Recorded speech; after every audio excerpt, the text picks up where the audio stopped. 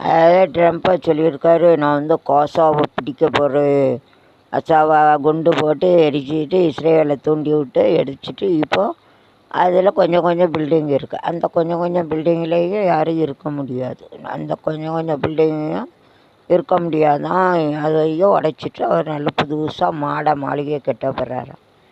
மனுஷன் உடலைத்தான் அழிக்க முடியும், ஆனால் ஒரு உடலை வந்து துடிச்சு மனசாலேயோ சொல்லாலேயோ செயலாலேயோ வேதனைப்படுத்திட்டு அதில் இருக்கணும்னு நினச்சா இருக்க முடியாது. அந்த ஆத்மா வந்து அது பழி வாங்கும். ஆத்மா வந்து துடிச்சு இருக்கும். ஒரு மனுஷனை வீடு வாசல் எல்லாம் குண்டு போட்டு துடிச்சு கொன்னுட்டு அந்த இடத்துல நம்ம வந்து புதுசாக வீடு கட்டி வாழணுன்னா அதில் உள்ள ஆத்மாக்கள் இருக்கும், பேய் பிசாசுகள் எல்லாம் இருக்கும். அது பேயாக தான் இருக்கும்.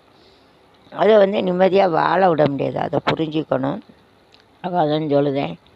அடுத்த இஸ்ரேலை தூண்டி விட்டு காசாவை ஒழிச்சிட்டு அதில் பலஸ்தீனை காப்பாற்று வரான். அப்புறம் அதில் வந்து புதுசாக கட்டி மாளிகையெல்லாம் ஒரு கட்டி டாலர் ரொம்ப இருக்குன்னு ரொம்ப ஆடக்கூடாது.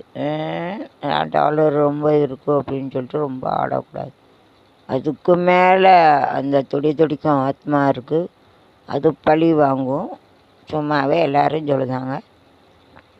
அவர் இப்படிலாம் மண்ணை போய் தான் அங்கே லாஸ் ஏஞ்சல் தீப்பிடிச்சி எரியுதுன்னு சொல்லுதாங்க. வயிறு எரிச்சல், அடுத்த வயிறு எரிச்சல் பிடிக்கும். அடுத்தவனை வயிறு எரியக்கூடாது, சொல்லாலையும் செயலாலையும். நம்ம வயிறு எரிஞ்சு வச்சோம்னா எரிஞ்சு போயிடும், எரியும். அடுத்தவங்க சொத்தை அட்டையப்படணும்னு நினைக்கக்கூடாது. பைசா வச்சு சொத்தை என்ன சாவையில் ஒன்றும் கொண்டு போக முடியாது. will come here, didn't bring anything, will going also didn't bring it. What are things, good thing will இல்லை, bad thing it is that also will come. அதாவது வரையிலே ஒன்றும் கொண்டு போகல, போவையிலே ஒன்றும் கொண்டு போகல. நம்ம வந்து என்ன பாவ புண்ணியங்கள் செய்ய, நீ எவ்வளோ தான் கொடி சொன்னார், நீ உலகத்தையே வாங்கு, உலகத்தை ஆளு, வரையில ஒன்றும் கொண்டு போகல, போவே ஒன்றும் கொண்டு போகிறது கிடையாது. பாவ புண்ணியங்கள் தான் கணக்கில் எடுக்க வரும். சொல்லுதார் காசா வந்து நான் கொஞ்சம் கொஞ்சம் பில்டிங்கு இது பண்ணி அவர் பெரிய கோட்டை கட்டி கொடி கட்டி பறக்க விட்டு அந்த கொடியை கொண்டு நட வர்றாராம். அந்த கொடியை நடையில் பூரா சுற்றி பேயாக தானே இருக்கும். அந்த பேய் வந்து அதில் வாழ விடுமா? அதாவது பாவங்கள் அந்த ஆத்மாக்கள்லாம் வயிறு எரிஞ்சிக்கிட்டு இருக்கும், அது வாழ விட முடியாது யாரையும். பேய் பிடிச்சி ஆட்டி வச்சிடும். இவரே பண்ணாலும் அவரையும் பேய் பிடிச்சி ஆட்டும். அதை சொல்லதுக்கு தான் நான் வந்து வச்சுருக்கேன். யோசிச்சுக்கோங்க.